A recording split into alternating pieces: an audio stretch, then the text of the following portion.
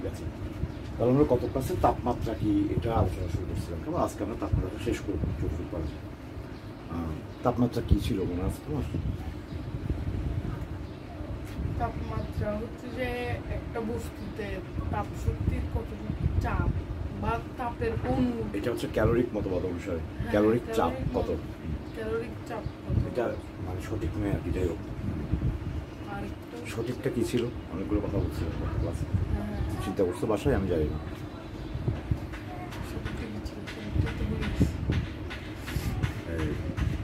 তাপমাত্রা হচ্ছে, তাপ হচ্ছে একটা সিস্টেমের অণুগুলোর মোট শক্তি, আর তাপমাত্রা, তাপ আর তাপমাত্রা ঘোরাই ফেলবে না, বারবার বলছি, এটা একটা সমস্যা প্রথম দিকে হতে পারে। তো ওইটাই তো, হ্যাঁ, মোট শক্তি, এটা হচ্ছে তাপ শক্তি। আর তাপমাত্রা, তাপমাত্রা হচ্ছে যে ওটার মাত্রা বা ওটার শক্তি কতটুকু আছে। শক্তি আমি বললাম, মোট শক্তি হচ্ছে তাপ, তাহলে তাপমাত্রা শক্তি কতটুকু আছে মোট, ওটা হচ্ছে তাপ। শক্তির চাপ, তাপ এটা হচ্ছে তাপ, মোট শক্তি কতটুকু আছে ওটা হচ্ছে ওই পরিমাণ শক্তিকে আমরা বলি তাপ শক্তি। না, শক্তি যতটুকু আছে ওটা চাপ না, বা এরকম, ওটা চাপ বলে কোনো কিছু নেই, শক্তি কি প্রভাব এরকম কিছু ছিল। ভুলে গেছে। কোনো একটা সিস্টেম অণুগুলোর গড় গতিশক্তি হচ্ছে তাপমাত্রা, মনে হচ্ছে না কেন? তাহলে তো এটা আবার একটু আলোচনা আসতে হবে। 1 গ্রাম পানি, 1 চামচ পানি, মনে হচ্ছে এখন? হ্যাঁ, বলো। হচ্ছে ওই এটার থেকে ওটাতে যাবে, কেন যাবে? ওই ধরো এখানে আমরা সম্ভবত বলছিলাম যে 1000 জুল তাপ ছিল, আর এখানে মনে হয় কত ডিগ্রি, ধরো সাপোজ ধরো 75 ডিগ্রি সেন্টিগ্রেড, আর এখানে মনে করো 5 জুল তাপ, আর এখানে মনে করো 80 ডিগ্রি সেন্টিগ্রেড। তাহলে তাপীয় সংযোগ দিলে কোন দিক থেকে তাপ, অণুগুলোর মোট শক্তি কিন্তু 1000 জুল, আর এখানে মোট শক্তি 5 জুল। হ্যাঁ, ওইটার থেকে কেন কেন কেন? কারণ হচ্ছে যে ওইটার অণুর পরিমাণ হচ্ছে ওর শক্তিটা বেশি, মানে প্রতিটি অণুর গড়ে শক্তি বেশি, তাহলে তাপমাত্রা আসলে অণুর গড় গতি শক্তির সমান হওয়ার কথা, বুঝলি বোধ হয়? ঠিক আছে, হ্যাঁ। কিন্তু তাপমাত্রার একক আগে থেকে নির্ধারিত হয়ে গেছে, কাজে আমরা গড় গতি শক্তি দিয়ে তাপমাত্রাকে মাপবো না। তাহলে আমরা বলতে পারবো তাপমাত্রার যে নতুন মানে পুরাতন একক যেগুলো আছে, যেমন সেন্টিগ্রেড, ফারেনহাইট ইত্যাদি, এগুলো তাহলে একটা সিস্টেমের গড় অণুগুলোর গড় গতিশক্তির সমানুপাতিক, তাই না? কি বুঝতে পারছো? তাপমাত্রা যে স্কেলে আমরা মাপি, তাহলে সেই স্কেলে তাপমাত্রাটা অণুগুলোর গড় গতিশক্তির সমান হবে না, কারণ আমরা ভিন্ন এককে মাপছি, এই জন্য সমানুপাতিক হবে। তাহলে তাপ এবং তাপমাত্রা ক্লিয়ার হয়েছে কিনা এটা আগে জানতে হবে, ঠিক আছে? আচ্ছা, এবার আমরা দেখি তাপমাত্রা একক, ঠিক আছে?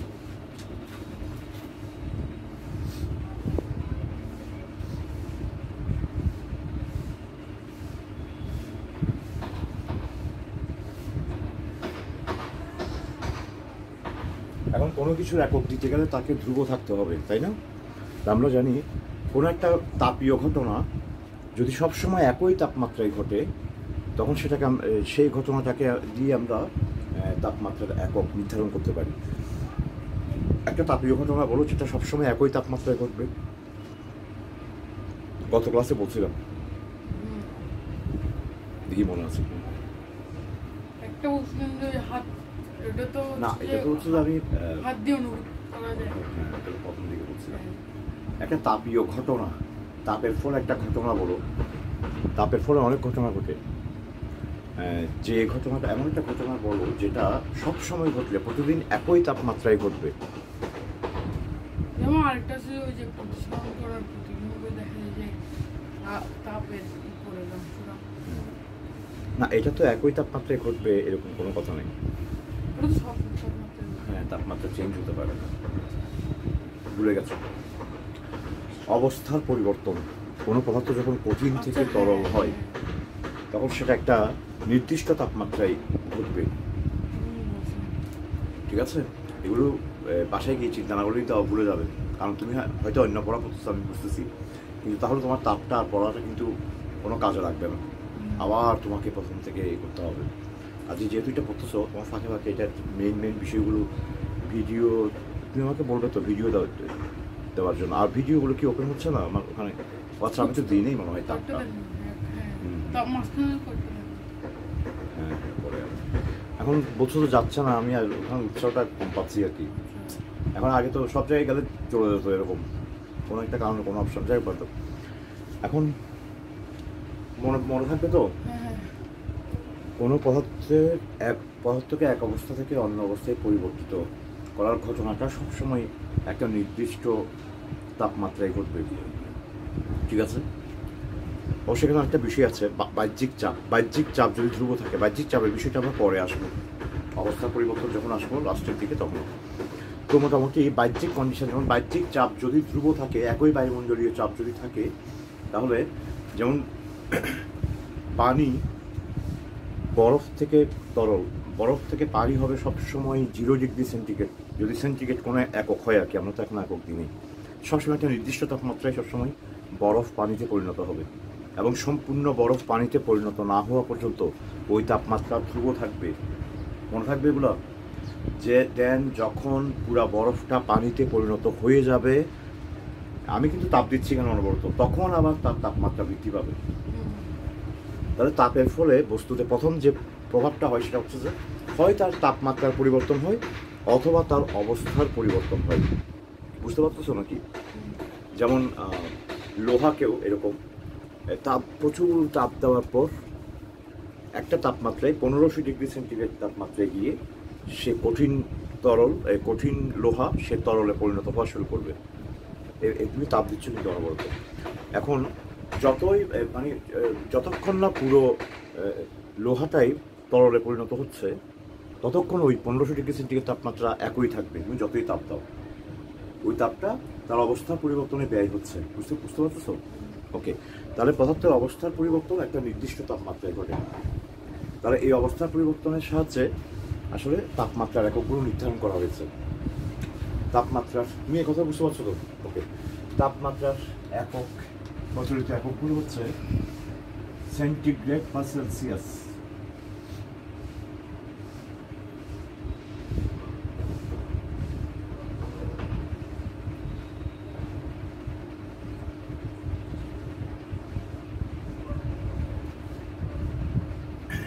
বিজ্ঞানী সেলসিয়াসের নামে।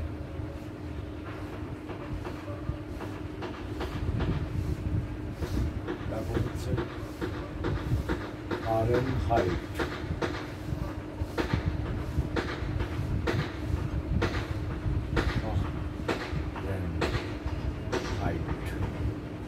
বিজ্ঞানী ফারেনহাইটের নামে। আরেকটা একক খুব প্রচলিত না, আমি তাও লিখতেছি রোমার, বিজ্ঞানী রোমারের নামে। তারপর হচ্ছে সবচেয়ে আধুনিক একক ক্যালভিন একক, বিজ্ঞানী ক্যালভিনের নামে, ঠিক আছে? এই 4টা একক প্রচলিত আছে। জুল তো তাপের একক। কি করবো তোমাদেরকে নিয়ে? জুল তাপের একক, এগুলো হচ্ছে জুল তো শক্তির একক। হ্যাঁ, তাপমাত্রার একক হওয়া উচিত ছিল জুল পার অণুর সংখ্যা। জুল পার অণুর সংখ্যা মানে গড় গতিশক্তি হওয়া উচিত ছিল তাপমাত্রা, কিন্তু মানুষ তখন তাপমাত্রাকে গড় গতিশক্তি হিসেবে চিনে নেয়। তাও হলে কিন্তু জুল হতো না, হতো যে জুল পার মোল বা joule per number of molecules. Joule হতো না শুধু, কখনো জুল হবে না কখনো। কিন্তু তাপমাত্রাকে মানুষ আরেকভাবে একক আগে থেকে নির্ধারণ করেছে, কাজে তাপমাত্রা একক কখনোই জুল হবে না। তাপের একক হচ্ছে জুল। মনে থাকবে নাকি কে জানে? ওকে, তাপ আর তাপমাত্রা করে ফেলতো, সেই বুঝতেছি কিছুক্ষণ পর মাথায় সেপারেট করে ফেলো তাপ, ওখানে জুল হচ্ছে তাপের একক। তাপের আরেকটা পুরাতন একক ছিল ক্যালোরি, ওটা এখন বাতিল। বাতিল না পুরোপুরি। হ্যাঁ হ্যাঁ, শক্তি যেহেতু। এগুলো তাপমাত্রা, ঠিক আছে? এই যে আমি লিখছি তাপমাত্রা। ওকে, আমাদের তাপ বিষয়টা আলোচনা প্রথম ক্লাসেই আমরা করছি, ক্লিয়ার তো? দেখো, আচ্ছা, তাহলে বিজ্ঞানী সেলসিয়াস বললেন কি, একটা সবচেয়ে অ্যাভেলেবেল পদার্থ আমাদের পৃথিবীতে পানি, তাই না? পানির গলনাঙ্ক কোন পদার্থের গলনাঙ্ক কোনটা? ও কত ডিগ্রি তাপমাত্রায় বলবে, মানে হচ্ছে যে কোন তাপমাত্রায়, কোন তাপে না, কোন তাপমাত্রায়, মানে কঠিন অবস্থা কি অবস্থা, কঠিন থেকে তরল হবে, অথবা উল্টা তরল থেকে কঠিন হবে তাপ সরিয়ে ফেললে একই তাপমাত্রায়। আর স্ফুটনাঙ্ক কোনটাকে বলে? এটা ওই তরল থেকে বাষ্প হবে। ঠিক আছে, ওকে। তাহলে এই দুইটা সবসময় একটা নির্দিষ্ট পদার্থের ক্ষেত্রে এই দুইটা পদার্থ সবসময় নির্দিষ্ট তাপমাত্রায় ঘটে। তাহলে সবাই পানির গণনাঙ্ককে, ধরো আমি এই এক একটা টান দিচ্ছি, একটা তাপমাত্রা বোঝাচ্ছি, টানটা উপরে দিলে উচ্চ তাপমাত্রা বোঝাবে, ঠিক আছে। পানির গণনাঙ্ককে 0 ডিগ্রি এভাবে নাম দিচ্ছে।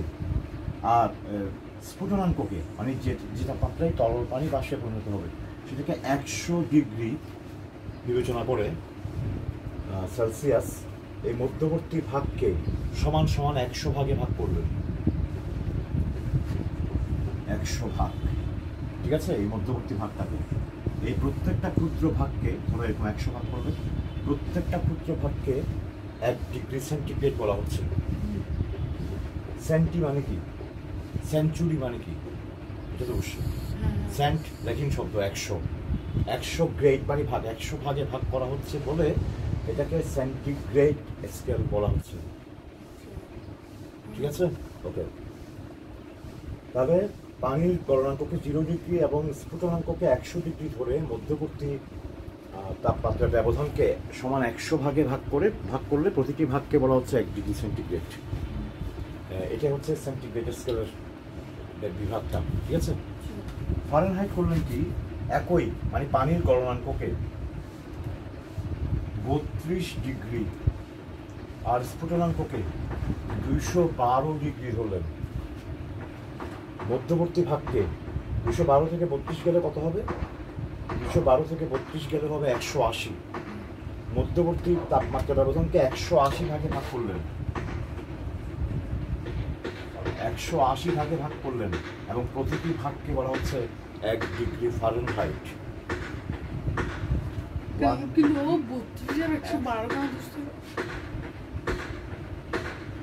32 সেন্টিগ্রেডকে সি আর ফারেনহাইটকে 1 দিয়ে রাখা হবে, মানে 32 আর 212 ধরছে।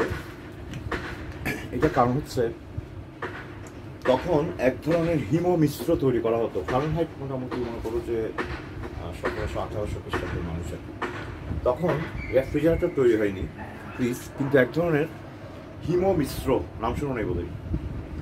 ধরো দুইটা পদার্থ মিক্স করলে তাপমাত্রা কমে যায় অনেক, এরকম। হ্যাঁ দেখছি, যেমন ইয়াও তো আছে, কি একটা আছে না যেটা অনেক ঠান্ডা প্রচুর। না এরকম তো আছে অনেক কিছু, আমি কোনটা বলছো তুমি আমি জানি না। নাইট্রোজেন তো অনেক ঠান্ডা। না, নাইট্রোজেন তো গ্যাস, শুধু মিশ্র না। হিম মিশ্র শব্দগুলো প্রত্যেকটা বাংলা শব্দ খেয়াল করবে। মিশ্র মানে মিক্সচার, হিম মানে ঠান্ডা। আচ্ছা ওইটা শব্দগুলো বুঝতেছো না।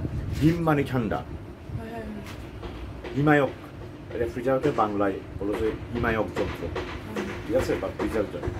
ফ্রিজ তো এটা ইংলিশ শব্দ, রেফ্রিজারেটর বাংলায় বলে হিমায়ক যন্ত্র। হিম মানে ঠান্ডা, ঠিক আছে। আচ্ছা এখন যেটা হিম মানে তুষার, আসলে তুষার থেকে ঠান্ডা আর কি। তো দুইটা পদার্থ এরকম কিছু পদার্থকে মিক্স করলে ওই মিশ্রণটার তাপমাত্রা অনেক কমে যায়। তাহলে এভাবে তখন মোটামুটি অনেক কম তাপমাত্রা তৈরি করা যেত। এরকম একটা হিম মিশ্র, অ্যামোনিয়াম ক্লোরাইড আর পানি বা বরফ এরকম কিছু, ওই মিশ্রটার তাপমাত্রা অনেক কমে যায়। ওটাকে উনি 0 ডিগ্রি ধরছেন আসলে, ধরে পানির গলনাঙ্ক পাচ্ছেন যে 32 ডিগ্রি। কি বুঝতে পারছো? আর মূলত উনার ভাগটা এই সেন্টিগ্রেড ভাগ থেকে, মানে বিশেষ করে উনার এই স্কেলটা আসলে তৈরির পিছনে কারণ হচ্ছে মানুষের শরীরের তাপমাত্রা যাতে অ্যাকুরেটলি মাপা যায়। যেমন জ্বর জারি হলে মানুষের শরীরের তাপমাত্রা খুব অল্প পরিমাণ পরিবর্তন করে আছে। দেখি বলতে হবে তার আগে এই দুইটা এককের মধ্যে কোনটা বড়, 1 ডিগ্রি সেন্টিগ্রেড বড় নাকি 1 ডিগ্রি ফারেনহাইট বড়?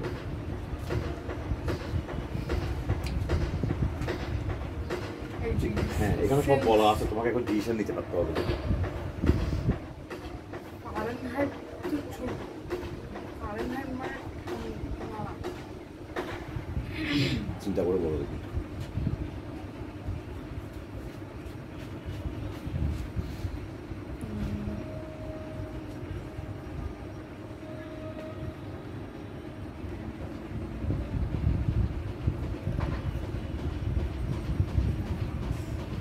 ফারেনহাইট ছোট। কেন? সেলসিয়াস মানে আমি যতটুকু জানি সেটা হচ্ছে গরম হইলে তখন সেলসিয়াস না, এগুলো জানাগুলো, ওই জানাগুলো ভুলে যাও। কেন গরম? কেন কেন বরফের তাপমাত্রা এই যে পানির গণনাঙ্ক 0 ডিগ্রি সেন্টিগ্রেড না, তাহলে কেন সেটা জানি না, কিন্তু ফারেনহাইট ছোট সেটা জানি না। এটা জানলে হবে না, এখান থেকে তুমি বিশ্লেষণ করতে পারতে। একই তাপমাত্রা ব্যবধানকে 100 ভাগে ভাগ করা হচ্ছে, আর একই তাপমাত্রা ব্যবধানকে 180 ভাগে ভাগ করা হচ্ছে। বলো কোনটা ছোট? কারণ 180 ভাগে ভাগ করলে প্রতিটা ভাগ ছোট হয়ে যাচ্ছে। তা আমাদের শরীরের তাপমাত্রা অল্প পরিবর্তনে অনেক অ্যাব্রাপ্ট চেঞ্জ হয়। সো দেন সূক্ষ্ম তাপমাত্রা মাপার জন্য সেন্টিগ্রেড থেকে ফারেনহাইট স্কেল, ফারেনহাইট এই স্কেলটা তৈরি করেছেন মূলত হচ্ছে মানুষের শরীরের তাপমাত্রা যাতে ভালোভাবে মাপা যেতে পারে। কি বুঝতে পারছো? তো উনি ওইরকম একটা হিমোমিস্টের তাপমাত্রাকে 0 ধরে এরকম ভাগ আগে থেকেই ক্ষুদ্র ভাগ নিয়েছেন, ঠিক আছে? তারপর এটাকে পাচ্ছেন 32 ডিগ্রি। থার্মোমিটার দিয়ে মানুষের বিভিন্ন তাপমাত্রাগুলো পরিমাপ করে, মানে উচ্চতা স্কেলগুলো, ওই পারদের উচ্চতাগুলো, কখন মানুষটা একটু অন্যরকম অনুভূতি হচ্ছে, কখন মানুষটার কষ্ট বেশি হচ্ছে, এভাবে দেখলেন যে উনি গনে গনে এতটুকুকে 1 ডিগ্রি ফারেনহাইট বিবেচনা করলে এটা হবে প্রায় 32 ডিগ্রি। সো দেন উনি পরবর্তীতে এটাকে 32 ডিগ্রি ফারেনহাইট বিবেচনা করলেন, আর এটাকে 212 ডিগ্রি বিবেচনা করলেন। তো কথা হচ্ছে 32 ডিগ্রি কেন বলে? কারণ ওটা তো এমনি 0 সেলসিয়াসে বলা যায়, 32 ফারেনহাইট বলা যায়। ডিগ্রি কেন? ডিগ্রি যতটুকু জানি কোণের জন্য না, ডিগ্রি অনেক করতে ব্যবহৃত হয়। কেন ডিগ্রি দেয় না এখানে ইয়াতে, যেমন পরীক্ষা পাশে ডিগ্রি পরীক্ষা, ডিগ্রি শব্দটা অনেক, ডিগ্রি মানে হচ্ছে মাত্রা। ডিগ্রিটা অনেক অর্থে ব্যবহৃত হতো, অনেক কারণ, শুধু কোণের জন্য না। সেখানে তাপমাত্রা মাপতেও ডিগ্রি ব্যবহৃত হতো আর কি তখন। এটাকে আমরা এখন 0 সেলসিয়াস বললে কোনো সমস্যা হবে না? তবে সাধারণত এখনো 0 ডিগ্রি সেন্টিগ্রেডই বলে আর কি। দেখো, বুঝতে পারছো? ওকে, তো 0 সেলসিয়াস বললে ওই তো সারা নাম্বার কেটে দেবে। তবে আধুনিক এককের মধ্যে ডিগ্রি চিহ্নটা দিতে হয় না। মানে ওনারা যখন এককগুলো তৈরি করছেন তখন কোনো কিছুকে ডিগ্রি দিয়ে চিহ্নিত করাটা একটা প্রচলিত, সম্ভবত আই এম নট শিওর, মানে সম্ভবত এটা একটা প্রচলিত একটা কথা ছিল। সো এই কারণে হয়তো ডিগ্রি চিহ্নটা দেওয়া হচ্ছে। ডিগ্রি মানে মাত্রা, কতটুকু মাত্রা, ঠিক আছে? ওকে, ডিগ্রি শব্দটা অনেক অর্থে ব্যবহৃত হবে, আমরা সামনে দেখবো বিভিন্ন ইয়েতে অনেক পরে। তাহলে এই দুইটার মধ্যে ফারেনহাইট সবচেয়ে ছোট একক। তারপর রোমারটা হচ্ছে পানির গলনাঙ্ককে 0 ডিগ্রি আর স্ফুটনাঙ্ককে 80 ডিগ্রি রোমার ধরে, 80 ডিগ্রি রোমার ধরে মধ্যবর্তী ভাগকে 80 ভাগে ভাগ করা হয়। সবচেয়ে বড় এটা রোমার, খুব বেশি প্রচলিত না এটা। আচ্ছা স্যার, স্ফুটনাঙ্ক আর গলনাঙ্ক দুইটাতে সেম ইয়াতে হয় না?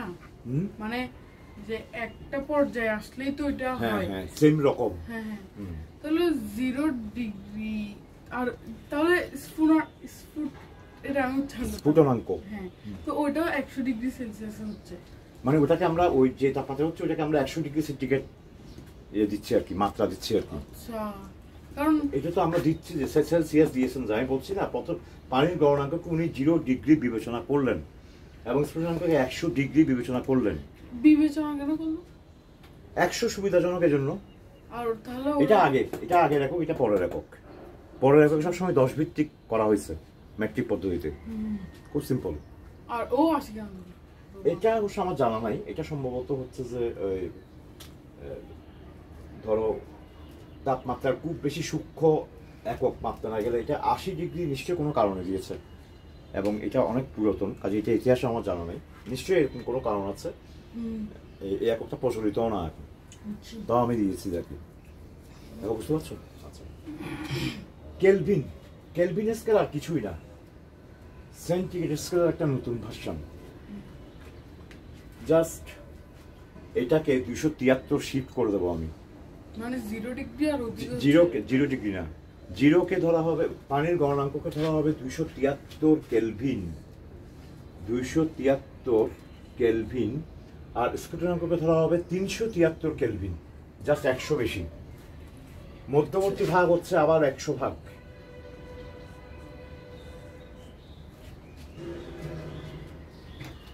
কি কেন 373 ধরা হচ্ছে?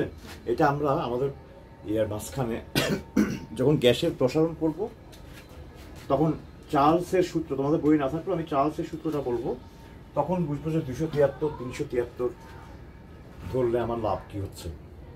আপাতত সেই প্রসঙ্গে যাচ্ছি না, একটা সুবিধার জন্যই করা হয়েছে। সুবিধা এক কথায় বলি, গ্যাস সম্পর্কিত সূত্রগুলো সহজ হয়ে যায়। ঠিক আছে, আমার কথাটা বুঝছো? ওকে, তাহলে কেলভিন করলেন কি আধুনিক দৃষ্টিভঙ্গি থেকে জাস্ট সেন্টিগ্রেডটাই রাখলেন 100 ভাগ, যেহেতু আধুনিক একক হচ্ছে 10 ভিত্তিক। শুধুমাত্র এই দুইটা মান 273 শিফট করে দিলেন সমীকরণগুলোকে সহজ রূপে আনতে পারার জন্য। এক কথাই বললাম, মোটামুটি বুঝছো তো? ওকে, তাহলে এটাকে বলছেন 0 ডিগ্রি সেন্টিগ্রেডকে উনি বলছেন 273 কেলভিন, আর এটা হচ্ছে 373 কেলভিন। তাহলে 1 ডিগ্রি সেন্টিগ্রেড পার্থক্য আর 1 ডিগ্রি কেলভিন পার্থক্য আসলে একই। কি বুঝতে পারছো? ধরো আমাদেরকে অনেক সময় দেখবো যে আমাদের প্রবলেমগুলো সলভ করার সময় দেখবো যে আমরা তাপমাত্রাকে প্রায় কেলভিন এককে রাখতেছি। ধরো বলছো যে তাপমাত্রা 20 ডিগ্রি থেকে 30 ডিগ্রি বেড়ে গেল, এখন তাপমাত্রা পরিবর্তন তোমার কেলভিন আনতে হবে। বলো তো কত কেলভিন তাপমাত্রা পরিবর্তন হয়েছে? 20 ডিগ্রি থেকে 30 ডিগ্রি বেড়ে গেল। 20 ডিগ্রি সেন্টিগ্রেড থেকে 20 ডিগ্রি সেন্টিগ্রেড এককে দেওয়া ছিল, 10 ডিগ্রি সেন্টিগ্রেড বাড়ছে। কত ডিগ্রি কেলভিন বাড়ছে? 10 কেলভিন বাড়ছে। কেলভিনে এখন আর ডিগ্রি চিহ্নটা দেওয়া হয় না, জাস্ট 273কে 373কে, কিন্তু ওগুলোকে এখন ডিগ্রি চিহ্ন ইউজ করে লেখা হয়। তাপমাত্রার বিভিন্ন স্কেলগুলো বুঝেছো মোটামুটি? ঠিক আছে, এখন হচ্ছে এদের মধ্যে সম্পর্ক, অর্থাৎ আমাকে ধরো একটা তাপমাত্রা সেন্টিগ্রেড স্কেলে দেওয়া হলো, ওটা ফারেনহাইট স্কেলে কত হবে কেমন করে বের করবো, অথবা কেলভিন স্কেলে কত হবে কেমন করে বের করবো, অথবা রোমার যদি থাকে, তাহলে এই সম্পর্কগুলো কি 4টা স্কেলের মধ্যে আমরা একটু দেখি। ঠিক আছে, এই পর্যন্ত বুঝছো না? কোথাও সমস্যা আছে দেখো?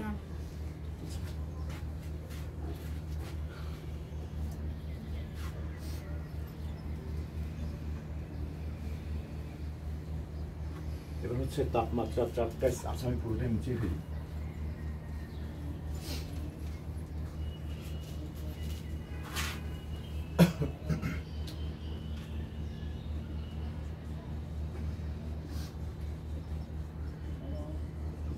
তাপমাত্রা পরিমাপের এককগুলোর সম্পর্ক আবার এটা আঁকতেছি।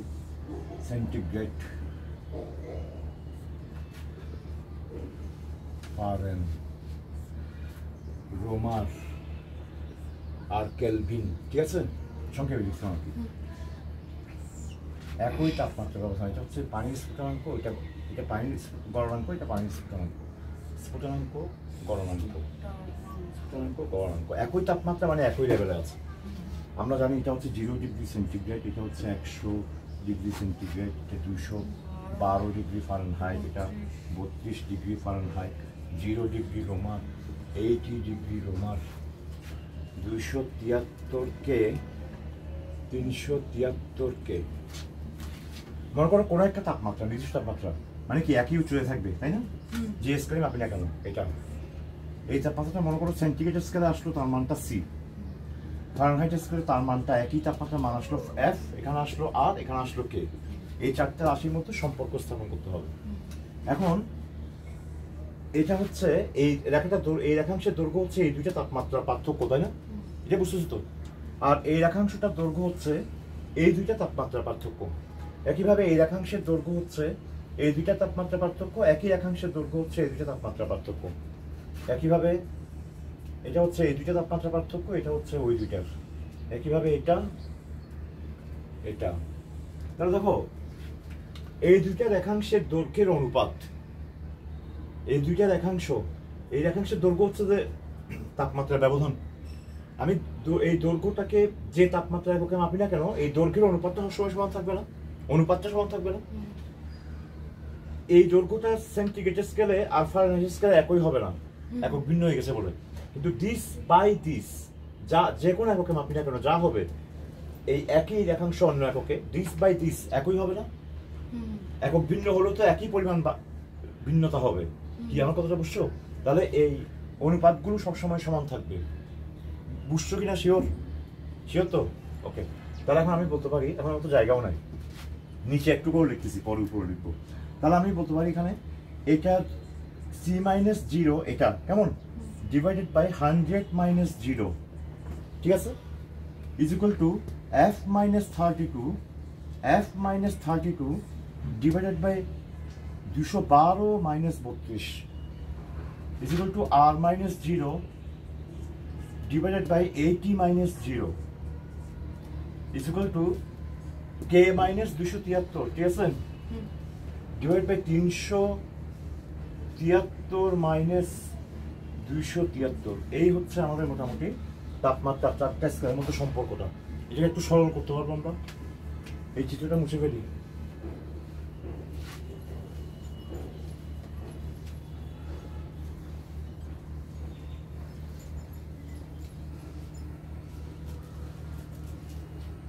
তাহলে এর পরের লাইনে আমরা পাচ্ছি c/100, ঠিক আছে, is equal two f-32/180 is equal two r/80 is equal two k-273/100। আরো কাটাকাটি করে সরল করতে পারি। এই চারটা সংখ্যার বসাবো হচ্ছে 20 দিয়ে গুণ করে দিই সমস্ত পক্ষ। তাহলে c/5, বুঝতে পারছো, is equal two f-32/9 is equal two r/4 is equal two k-273/5। এই হচ্ছে তাপমাত্রার স্কেলগুলোর মধ্যে সম্পর্ক। এটার সাহায্যে আমরা কোনো একটা তাপমাত্রা কোনো একটা স্কেলে দেওয়া থাকলে অন্য স্কেলে বের করতে পারবো। আমাদের শরীরের তাপমাত্রা আমরা মাপি ফারেনহাইট স্কেলে, কারণ এটা সূক্ষ্ম ছোট স্কেল বলে। আর পরিবেশের তাপমাত্রা, এটা হচ্ছে গরম বলতে বুঝি, যে পরিবেশের তাপমাত্রা আমরা সাধারণত মাপি সেন্টিগ্রেড স্কেলে, ঠিক আছে। তাহলে আমাদেরকে যদি শুধু সেন্টিগ্রেড আর ফারেনহাইটের কথা বলে, কেলভিন আর রোমার কথা না দেয়, ওটা বের করতে না বলে, তখন আমরা শুধু এই দুইটাই। হ্যাঁ, এটা স্বাভাবিক। এই চারটা যখন সমান, চারটা দিয়ে সমান হলে এই দুইটা সমান হবে না, এই দুইটা নিব। আচ্ছা ধরো এবার ম্যাথমেটিক্যাল প্রবলেম দেখি। ধরো বলেছিল আমাকে আমাদের শরীরের স্বাভাবিক তাপমাত্রা কত জানো? পরে জানো না এটা? অবশ্যই 98.4 ডিগ্রি সেন্টিগ্রেড সাধারণত মানুষের, 98.4 ডিগ্রি ফারেনহাইট, নট সেন্টিগ্রেড। মানুষের শরীরের স্বাভাবিক তাপমাত্রা হচ্ছে 98.4 ডিগ্রি ফারেনহাইট। সেন্টিগ্রেড স্কেলে উক্ত তাপমাত্রা কত বের করতে পারবে? করো।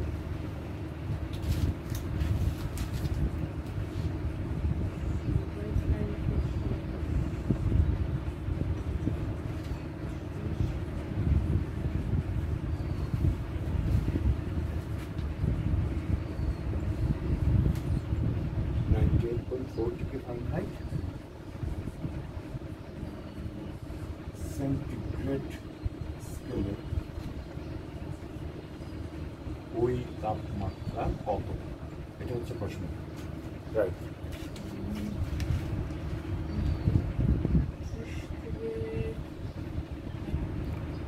ওকে, তাহলে এখানে আমাদের সেন্টিগ্রেড স্কেল কিন্তু নরমাল সেন্টিগ্রেড স্কেল ওই তাপমাত্রা হচ্ছে c, তাহলে আমরা জানি c-5 c/5 হচ্ছে f কত এখানে? f হচ্ছে 98.4 - 32 ডিভাইড বাই 9।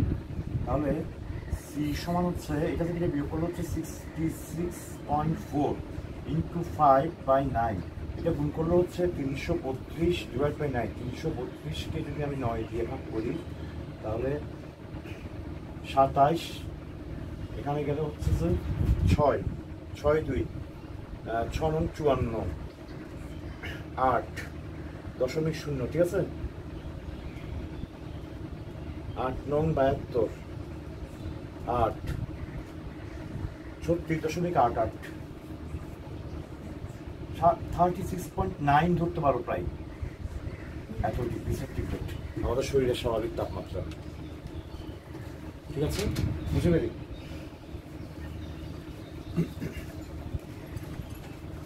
এবার একটা প্রশ্ন দেখি, এমন একটি তাপমাত্রা নির্ণয় করো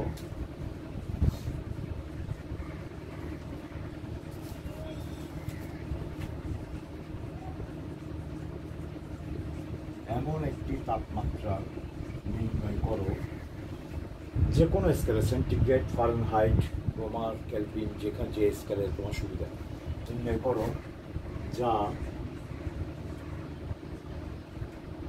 যে কোনো স্কেলে সমান হবে, যে কোনো স্কেলের সমান এরকম কোনো তাপমাত্রা নেই, শুধু দুইটাতে সমান, যা সেন্টিগ্রেড ও ফারেনহাইট স্কেলের সমান হবে। মানে তোমার আমার প্রশ্নটা ওরকমই ছিল, তুমি যেটা গ্যাস করতেছো, কিন্তু সব স্কেলের সমান এরকম কোনো তাপমাত্রা পাবো না, দুইটা সমান পেতে পারি। আর কোনো তাপমাত্রা কখনো আমরা সেন্টিগ্রেড আর কেলভিনের সমান থাকবে এরকম কোনো তাপমাত্রা পাবো না, কারণ সেন্টিগ্রেডকে 273 শিফট করে কেলভিন তৈরি করা হয়েছে। তুমি বুঝতেছো কথাটা? সেন্টিগ্রেড ও ফারেনহাইট স্কেলে একই। ট্রাই করবে? এটাতে ক্যালকুলেশন কম করতে হবে মনে হয় একটু। ভাবতে হবে। হ্যাঁ, আচ্ছা ঠিক আছে, এটা আমি করছি। মনে করি সেই তাপমাত্রাটা হচ্ছে এক্স, যখন আমরা কোনো কিছু বের করতে পারি না তখন আমরা এক্স ধরে নিই।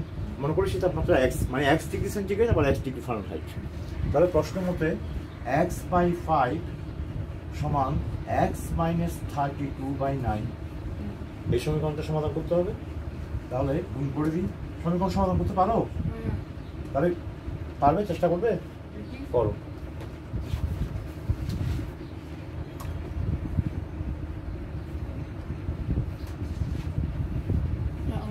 ওকে, তাহলে আমরা একটা সমাধান করি। তাহলে এখানে এটা বজ্রগ্রহণ করে দিই। সুবিধা আমাদেরকে সমীকরণ সমাধান করতে গেলে এক্স, এগুলো হচ্ছে এক চলক বিশিষ্ট একঘাত সমীকরণ। কঠিন হয়ে গেছে বলতে শব্দটা কেন? এক চলক, চলক মানে এটা যে অজ্ঞাত রাশিটাকে চলক বলা হয় সমীকরণে। একটাই চলক আছে এক্স, এক্স ওয়াই নাই। এক্স ওয়াই থাকলে দ্বিচলক বিশিষ্ট সমীকরণ বা সহ সমীকরণ বলা হতো। সহ সমীকরণ মানে দুইজন, সহ মানে দুইটা আছে, ওখানে দুইটা সমীকরণ আছে। এখানে একটা সমীকরণ এক চলক বিশিষ্ট একঘাত মানে পাওয়ার 1, সবচেয়ে সহজ সমীকরণ দুনিয়ার।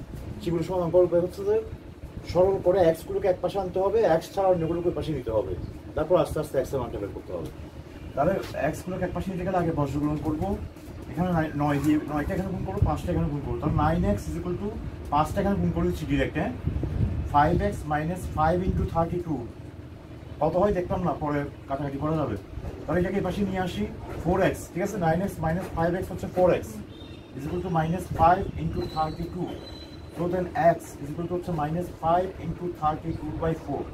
4 দিয়ে 32 কাটলে 4 8 হচ্ছে 32, 5 আর 8 গুণ করলে হচ্ছে 40। তাহলে x এর মান 40। তাহলে সে তাপমাত্রা আমরা পেয়ে গেলাম, সেটা হচ্ছে 40 ডিগ্রি। সেটা সেন্টিগ্রেডে প্রকাশ করলে 40 ডিগ্রি সেন্টিগ্রেড, ফারেনহাইটে প্রকাশ করলে 40 ডিগ্রি ফারেনহাইট। এই তাপমাত্রাটা এই দুইটা স্কেলে একই, ঠিক আছে? বুঝতে পারছো? এভাবে তুমি দেখতে পারো যে কোন তাপমাত্রাটা সেন্টিগ্রেড এবং রোমারে একই, কিন্তু সেন্টিগ্রেড এবং কেলভিনে একই থাকবে এরকম কোনো তাপমাত্রা পাওয়া যাবে না। বুঝতে পারছো তুমি? নাকি এটা করে দেখতে হবে? ঠিক আছে, তুমি দেখতে পারো এক্স ধরে দেখতে চাও, এক্স এর মান আসছে না, এক্স 2 থেকে কেটে যাচ্ছে। ঠিক আছে? আচ্ছা, আজকে মনে হয় আমি আর পারবো না, এতটুকু পর্যন্ত রেখেছি, তাপমাত্রা পর্যন্ত আমরা কমপ্লিট করলাম। এরপরে আমাদের আরও অন্যান্য বিষয়গুলো আসবে। ঠিক আছে, এগুলো পাশে কিন্তু একটু করতে হবে। আর গাইড যদি থাকে বা কিছু এই ধরনের প্রবলেম, তাপমাত্রা বিষয়ে প্রবলেম নিশ্চয়ই ওখানে থাকবে, এগুলো সলভ করার চেষ্টা করবো। ওকে, ঠিক আছে।